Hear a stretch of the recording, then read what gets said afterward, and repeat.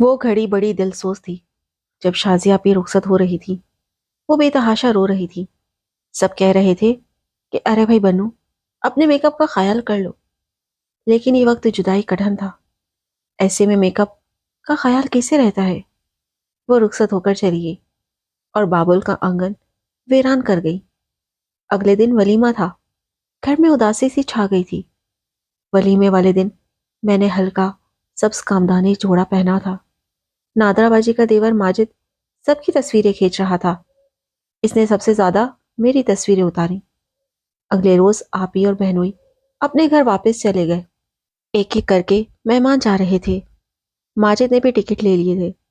جس روز باجی نادرا اپنی ساس اور ماجد کے ہمراہ واپس جا رہی تھی، میرا جی بہت اداس ہو گیا تھا۔ جاتے وقت ماجد کا چہرہ بھی بجھا بجھا تھا، جیسے اسے بچھڑنے کا دکھ ستا رہا ہو۔ اس نے امی سے کہا، آنٹی آپ کب کراچی آئیں گی؟ امی نے وعدہ کر لیا کہ جلد کراچی کا چکر لگائیں گی۔ شازیہ آپی کی شادی کے 3 ماہ بعد ہم لوگ کراچی گئے۔ اگلے دن ہم سب نادرا باجی کے گھر والوں کے ہمراہ سمندر کی سیر کو نکلے۔ میں بہت خوش تھی۔ میرے لیے یہ ایک نئی دنیا تھی۔ پہلی بار جو سمندر دیکھا تھا، گیلی چمکیلی ریت پر ننگے پاؤں دوڑنا، اٹھتی گرتی لہروں کو چھونا، کیا ہی لطف تھا۔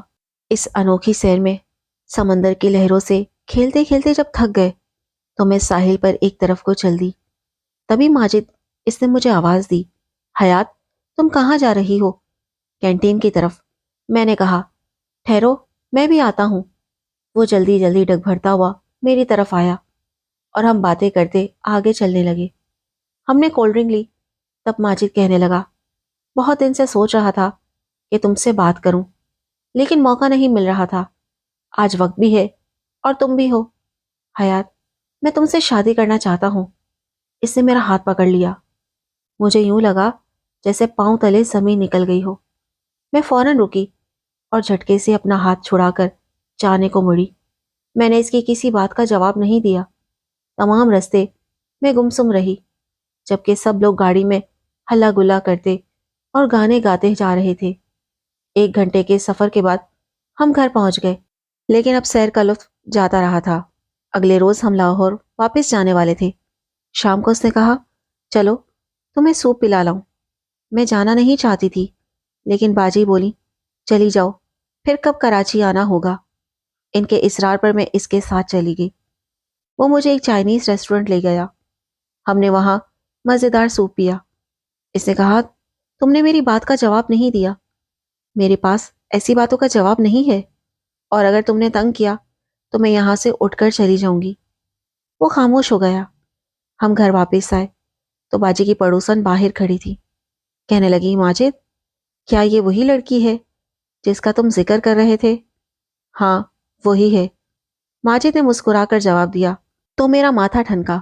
میں پلٹ کر اس عورت کے پاس گئی اور پوچھا، ماجد نے آپ کو میرے بارے میں کیا بتایا ہے؟ وہ بولی، یہی کہ آپ اس کی منگیتر ہیں۔ میں ان کی منگیتر نہیں ہوں، بلکہ ان کی بھابھی کی بہن ہوں۔ ماجد نے آپ کو غلط کہا ہے۔ میں نے اپنی پوزیشن صاف کی اور گھر جا کر ماجد سے خوب لڑی کہ تمہاری ہمت کیسے ہوئی کہ لوگوں سے کہتے پھرو کہ میں تمہاری منگیتر ہوں۔ میں نے اسے خوب ذلیل کیا، لیکن اس نے مجھے کچھ نہیں کہا اور میرے گھر والوں سے بات کرنے میں ہی عافیت جانی۔ اس کی ماں نے امی سے میرا رشتہ طلب کیا۔ امی نے اسی وقت ہاں کر دی۔ اگلے روز ہم لاہور روانہ ہو گئے۔ واپس آنے کے کچھ دن بعد امی نے مجھ سے کہا، ماجد کی ماں نے تمہارا رشتہ مانگا ہے اور میں نے ہاں کر دی ہے، کیونکہ میری نظر میں اس سے بہتر کوئی لڑکا نہیں ہے۔ مجھے ماجد پر غصہ تھا، لہٰذا امی سے صاف کہہ دیا کہ میں اس انسان سے ہرگز شادی نہیں کروں گی جو ہر ایک سے کہتا پھرتا ہے کہ میں اس کی منگیتر ہوں، اور اگر آپ نے زبردستی کی تو میں خودکشی کر لوں گی۔ امی میرے تیور دیکھ کر ڈر گئی۔ وہ جانتی تھی کہ میں ضد کی پکی ہوں۔ 2 ہفتے بعد وہ لاہور آیا اور بتایا کہ میں سعودی عرب جا رہا ہوں، سال بعد واپس آؤں گا اور تم سے شادی کروں گا۔ میں نے اسے صاف جواب دے دیا کہ میں نے تم سے شادی نہیں کرنی۔ اس کی آنکھوں میں آنسو آ گئے اور اس نے میرے پاؤں پکڑ لیے۔ بولا، حیات میں تم سے بہت محبت کرتا ہوں اور تمہارے بغیر جینے کا تصور بھی نہیں کر سکتا۔ اس کی سچائی میں گھلے الفاظ مجھے اس وقت ڈائلاگ لگ رہے تھے۔ میں نے اس سے پاؤں چھوڑائے اور اسے روتا چھوڑ کر چلی گئی۔ شاید یہ میری زندگی کی سب سے بڑی غلطی تھی کہ ایک اچھے انسان کو یوں ٹھکرا دیا۔ وہ سعودی عرب چلا گیا، جہاں اسے بہت اچھی نوکری مل گئی۔ امی نے مجھ سے کہا، تم نے ماجد کو ٹھکرا کر بہت بڑی غلطی کی ہے۔ آخر تم نے ایسا کیوں کیا، جبکہ وہ ایک شریف اور لائق لڑکا ہے، گھرانہ دیکھا بھالا ہے۔ اب امی کو کیسے بتاتی کہ یہ سب میں نے اکبر کے لیے کیا تھا؟ وہ ایک خوبصورت سجیلا نوجوان تھا، وہ ہمارا رشتہ دار تو نہیں تھا۔ اس سے میری ملاقات ایک کزن کی شادی میں ہوئی تھی۔ وہ مجھ سے عمر میں 12 سال بڑا تھا۔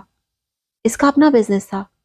لمبا قد، گورا رنگ، نیلی آنکھیں، سنہرے بال، دکھنے میں بالکل انگریز لگتا تھا۔ اس کے پاس اپنی گاڑی، اپنا گھر تھا۔ وہ کافی امیر تھا۔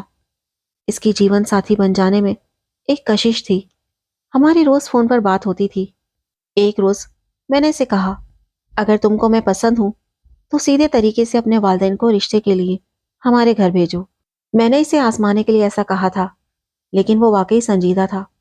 اس نے اسی ہفتے اپنی پھپھو اور والد کو امی کے پاس رشتے کے لیے بھیج دیا۔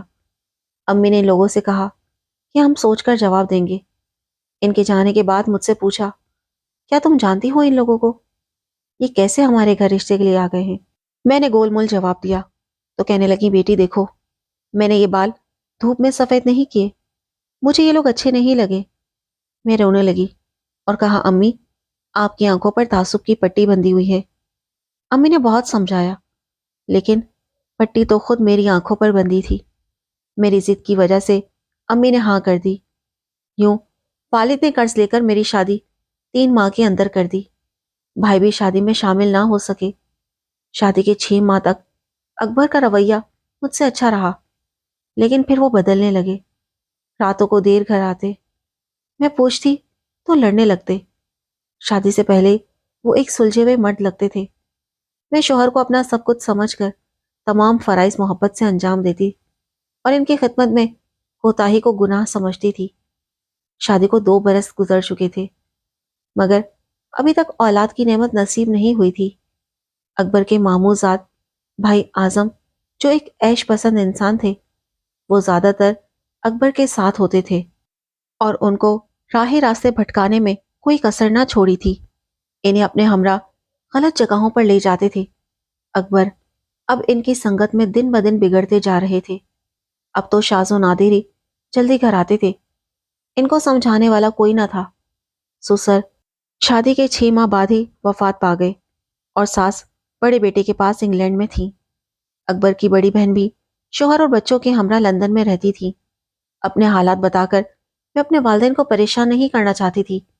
ابو دل کے مریض تھے، وہ میرا صدمہ سہ نہیں سکتے تھے، اس لیے میں نے اپنے کزن عاطف بھائی کو اس بارے میں بتایا اور اکبر کی بے رخی کی وجہ معلوم کرنے کی درخواست کی۔ عاطف بھائی نے مجھ سے وعدہ کیا اور تسلی دی۔ کچھ دن گزرنے کے بعد عاطف بھائی نے فون کر کے بتایا کہ تمہارا شوہر پچھلے کئی ماہ سے ایک طوائف کے چکر میں پھنسا ہوا ہے اور دونوں ہاتھوں سے اس پر اپنی دولت لٹا رہا ہے۔ مجھے یہ جان کر بہت تکلیف ہوئی۔ رات کو اکبر گھر آئے تو میں ضبط نہ کر سکی اور اس بارے میں پوچھا۔ ان کی نگاہوں میں شرم اور زبان پر معذرت کے الفاظ نہیں تھے، بلکہ ڈٹھائی سے بولے، دولت لٹا رہا ہوں تو اپنی، تمہارے باپ کی نہیں۔ میں تو بہت جلد دوسری شادی کرنے والا ہوں۔ اگر تم نے میری زندگی میں مداخلت کی تو میں تمہیں طلاق دے دوں گا۔ یہ کہہ کر وہ کمرے سے نکل گئے۔ مجھے اپنے کانوں پر یقین نہیں آ رہا تھا۔ صدمے کے عالم میں زمین پر گر پڑی۔ جب ہوش آیا تو میری زندگی کی انمول خوشی لٹ چکی تھی۔ اب میری زندگی کا کوئی مقصد باقی نہ رہا تھا۔ جب اکبر کو اس بات کا علم ہوا تو انہوں نے افسوس کے 2 بول بھی نہ بولے، بلکہ کہنے لگے کہ اپنے میکے چلی جاؤ۔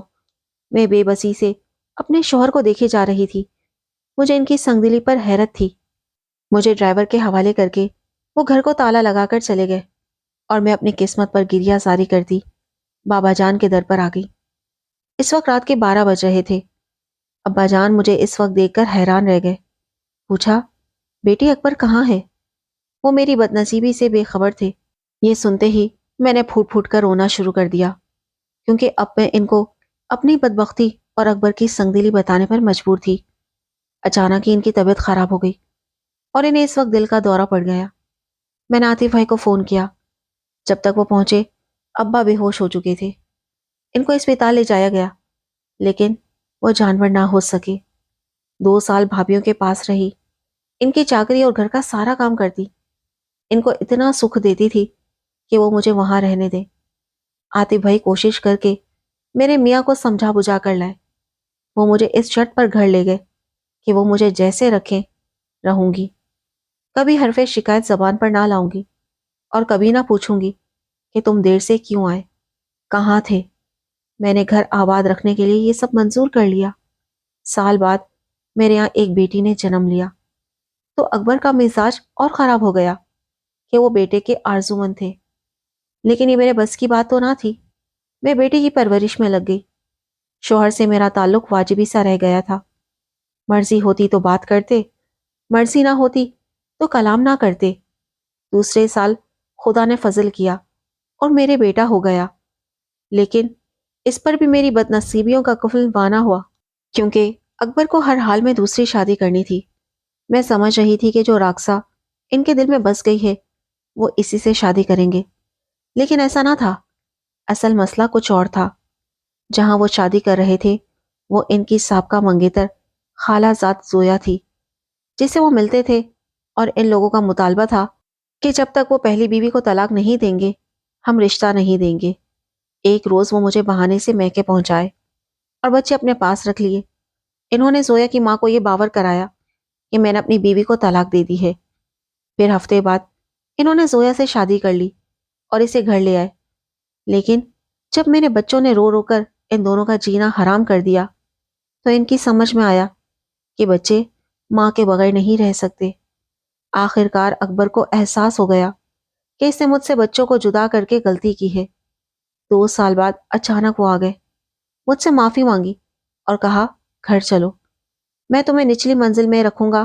میں نے یہ بھی منظور کر لیا اور اپنی اولاد کی خاطر سوکن کے گھر چلی گئی۔ بھابیاں تو پہلے ہی چاہتی تھیں کہ میں چلی جاؤں۔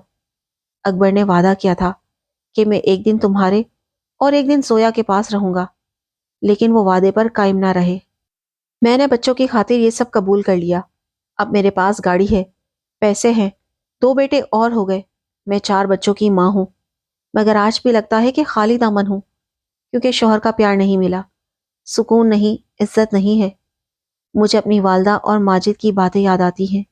میری شادی کے 6 سال بعد ماجد نے بھی شادی کر لی تھی۔ اس کی ایک بیٹی اور ایک بیٹا ہے۔ وہ اپنی بیوی کے ساتھ سعودی عرب میں پرسکون زندگی گزار رہا ہے۔ میں سمجھتی ہوں کہ ماجد نے اپنے والدین کی پسند کی شادی کی تھی، اس لیے آج پرسکون زندگی گزار رہا ہے، جبکہ میں نے من مانی کی، اس لیے بے سکون ہوں۔ میری سب بہنوں سے گزارش ہے کہ شادی والدین کی مرضی سے ہی کرنا چاہیے، ورنہ ساری عمر پریشان رہنا پڑتا ہے، جیسے آج میں ہوں۔